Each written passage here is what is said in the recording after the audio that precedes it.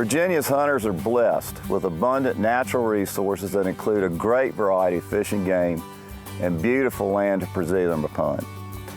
It is our love of those resources that draws us closely to the land and its creatures. It is our obligation to see that these resources and those who allow us to use them are respected and protected. Those of us who use dogs are obligated to protect and care for them as they serve us. Virginia's wide variety of habitat and wildlife has led to a great variety of hunting traditions. West of the Blue Ridge Mountains, dogs are widely used to hunt bear, raccoon, rabbits, foxes, and other species. Deer hunting west of the Blue Ridge has been principally still hunting, or by making drives with the man which replaces the dogs.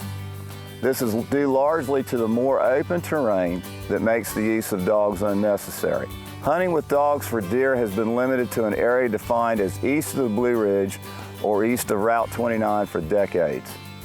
But east of the Blue Ridge, where swamps and large acreage cutovers are too thick for men to penetrate, the rule rather than the exception is dogs for the hunting, to manage the large deer herds. Management of Virginia's large deer population is absolutely essential to protect our agricultural production and to reduce the tremendous risk of collisions that occurs on our highways each year, where in excess of 46,000 automobile casualty claims and 6 deaths occur. Without hound hunting to manage the herd, the highways would be even more at risk for deer-involved collisions. Hello, my name is Jim Massey from Central Virginia, and this is my coonhound Mudflap. Mudflap is a 4-year-old rested black and tan night champion dog, and I'm so proud of him. He's one of my best hounds. I'm going to put him back in the box right now, but I just want y'all to see him and put him back. I've practiced law in Virginia for 36 years. I retired in 2010. And during that 36 years of law practice, many of my cases has involved hunter rights and landowner rights regarding the Virginia right to retrieve law. And I'm so fortunate we live in a state like Virginia that has a heritage of hunting and a legacy of hunting. Of course, you know, since colonial times, even Lafayette bought a brace of hounds for George Washington. Here in Southside Virginia, Patrick Henry fox hunted and had hounds. And so it's been a heritage here in Virginia for many years. Coon hunters, fox hunters, deer hunters, bear hunters, all have their hounds that they're proud of. And these dogs are their personal property. We pay taxes on them, we feed them, and they are expensive. A good broke hunting dog is an expensive piece of personal property. But even more than the financial aspect of a hound and their worth is the emotional aspect.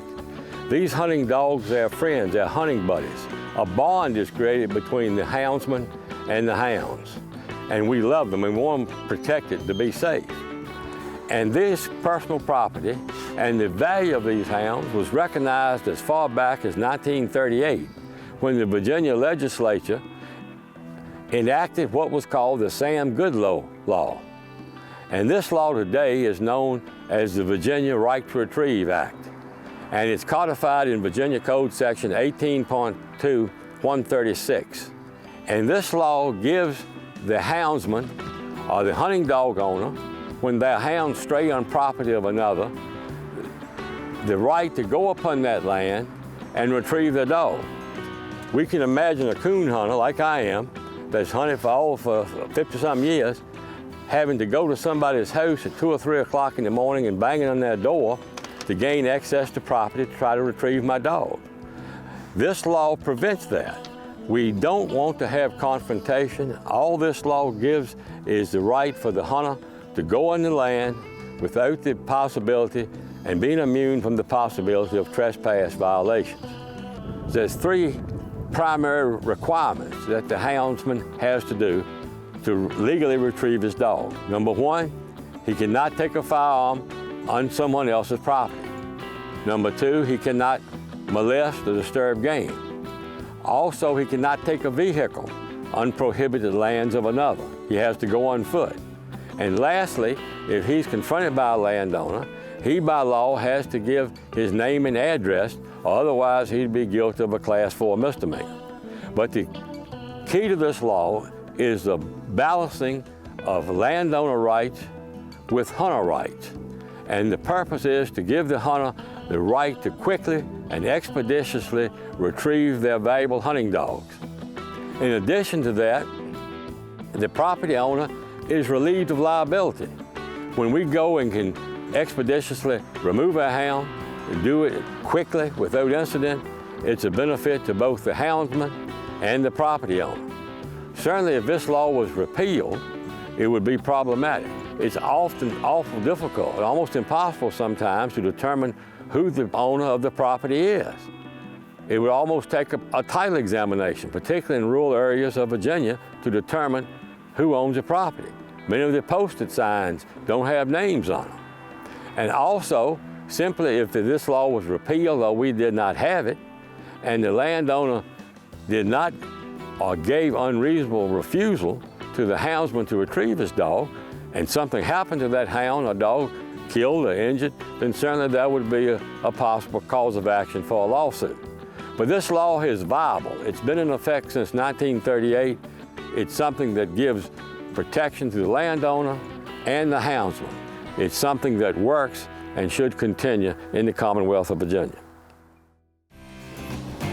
As the owner of a small convenience store in the northern neck of Virginia, it is a challenge to keep this business operating year-round. If it was not for the support of the hunt clubs who hunt with dogs, and they faithfully purchase gas, dog food, meals, and other supplies from this store, I would have to close this business down in the winter and lay off all of its employees. Most farm hunt clubs have been in existence for decades. They lease land from local landowners. The clubs manage the deer herd to prevent crop destruction that would otherwise be unacceptable. The still hunters can't possibly kill enough deer to control the herd to prevent crop damage. The club is responsible for maintaining the roads that they use and construct gates to control excess. Most people in my area are familiar and comfortable with the right to retrieve law. Opposition mainly comes from non-dog hunters who are seeking greater access to game land. Those who are unfamiliar with the law usually have arrived from suburban areas. I lease hundreds of acres to hunt clubs that have existed for decades.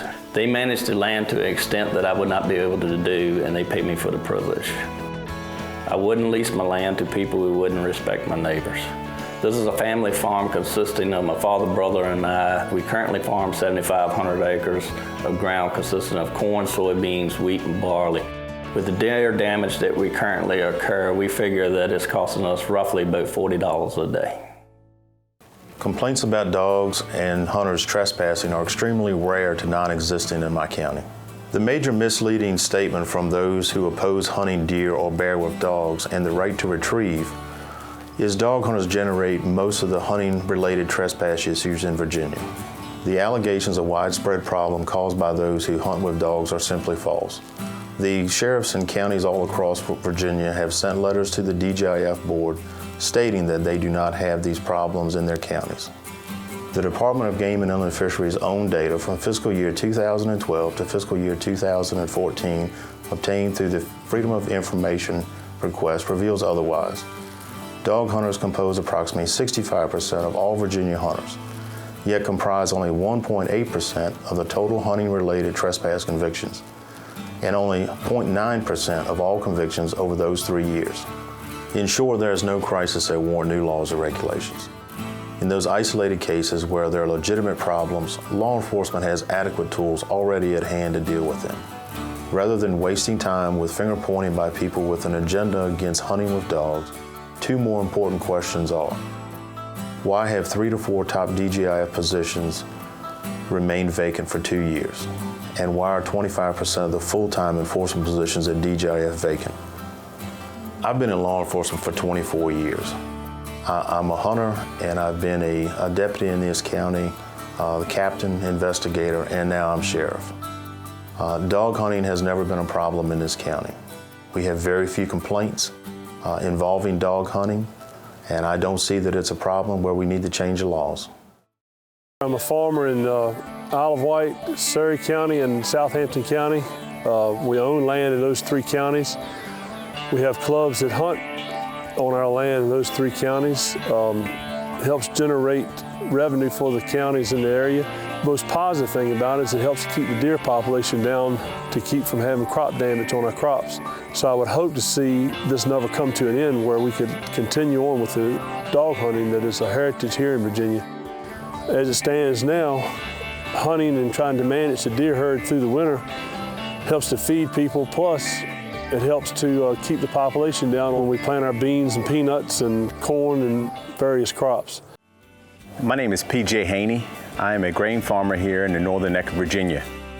We raise corn, wheat, soybeans, and canola. We are in support of dog hunting here in eastern Virginia. From an agronomic perspective, we feel that the dog hunting increases the potential of harvesting of animals, which will reduce in the crop damage that we sustain. We feel that acreage restrictions on hunting would really end dog hunting in Virginia. We don't have large acre tracts of land. A lot of our plots are smaller, 30, 20, 10, 50 acre tracts. And to place an acreage restriction on that would be catastrophic. Clubs help us in the form of renting land from us to hunt with the dogs. In these low agronomic prices, we need support in every capacity we can for tax benefits for our land. We've also found that we've had multiple vehicle collisions with deer this year. Some of our semi-trucks have collided with deer and caused thousands of dollars worth of damage and puts us out of work. So from an agronomic and farmer's perspective, we are in support of dog hunting here in Virginia. The Virginia Hunting Dog Alliance has spent thousands of dollars promoting one of the most stringent code of ethics of any hunting organization in America. Our Blue Code of Ethics cards are valued by hunters, sheriff's deputies, and game wardens alike. Our cards also outline the main dog laws, the DGIF toll-free report violations number, and our own missing dog website. Further restraints on hunting with dogs are not the answer. Effective law enforcement is the only answer.